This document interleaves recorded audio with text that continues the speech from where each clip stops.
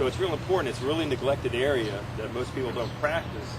And, why not when you can make up in a sprint 3 minutes, which is huge, 3 or 4 minutes. So we're going to work on that today. I'm going to try to figure out how. You want to do like half the people holding the bike? And the other half?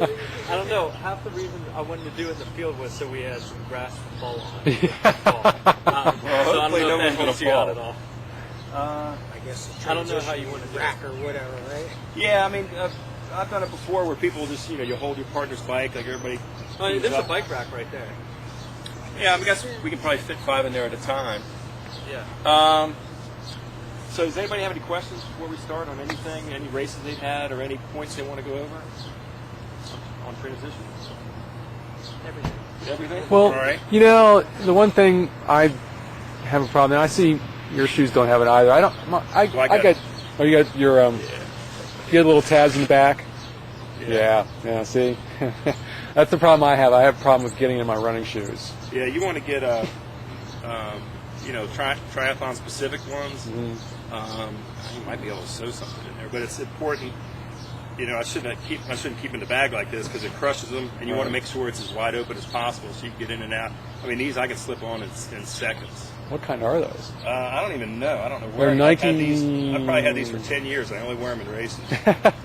But I just slip them on. You just slip them on. Yeah. There's no shoe. There aren't even any shoe straps. Yeah. And you can just do bare feet in this because there's lining. Yeah, I always do bare feet unless, sometimes for a half Ironman I might put socks on.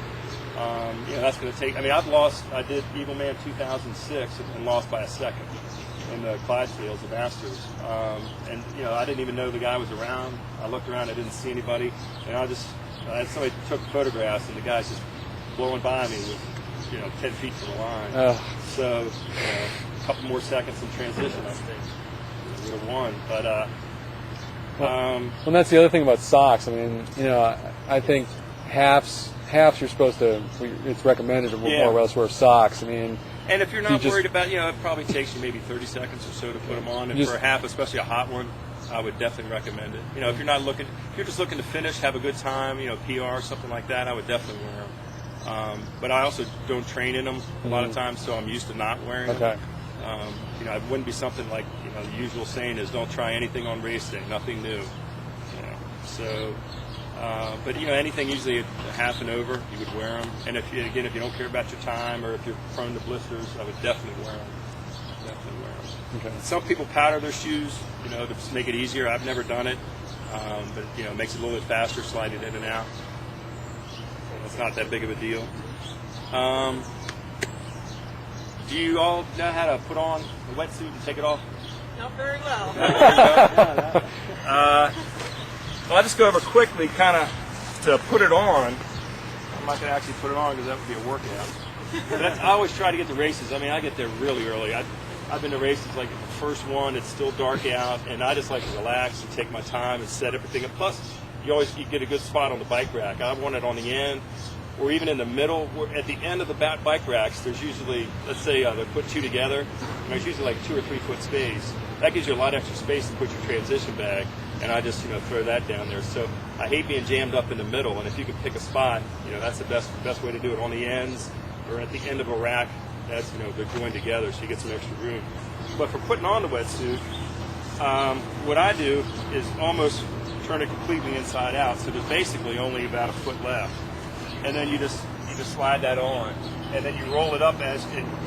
By pulling it on the inside like this, your fingernails aren't going to cut it. And I always cut my fingernails, the night before, make sure I'm not going to tear up my wetsuit. And you just pull it all the way up as high as you can, and you want to get it up all the way up to your crotch, lift it up as high as you can. You want it tight all the way up. You want most of the room in the shoulders. And so you want to pull your sleeves up as high as you need to put on your arm length, so you have a little bit of slack in the shoulders, because that's where, if it's too tight in the shoulders, every time you're pulling up, it's like working out. And by the end of the swim, you're going to be worn out. So you want to have some good... You start with the inside out and then pull it up instead. Yeah, that's the easiest, because otherwise you're... so I just sit down, and I just put it on and then roll it up. And that's the easiest way to do it. Most people are pulling up, they're grabbing over it and doing all this stuff. That's what I need the grips for. Yeah, and that's the easiest way to do it. As I'm coming out of the swim, And what I do when I warm up before the swim, I'll actually, sometimes you can't do it, but I try to swim out to the last buoy for the final turn. So when I come back in, I can see what it looks like as, I'm coming out of the water. I want to, like if I'm going to, we're going to finish here, I'm going to spot that tree, because if I can, just look up like that when I'm swimming, I don't have to lift my head. I can see the top of the tree. I don't have to worry, I know the beach is there, or the exit area for the swim is there. So that's when I'm swimming. I'm trying to look up like that, and just you want to keep your head down and just barrel as fast as you can. You start kicking a little bit more at the end, because I don't kick a lot in the swim, but you want to kick a little bit more towards the end, and that kind of gets the blood flowing into the legs. Because I've seen people, they try to get out of the water and they haven't been standing up for like 10 minutes, 20 minutes. What I do is I immediately, I usually swim a little bit more than most people. I wait till my hand touches the ground, where I see most people are already up walking.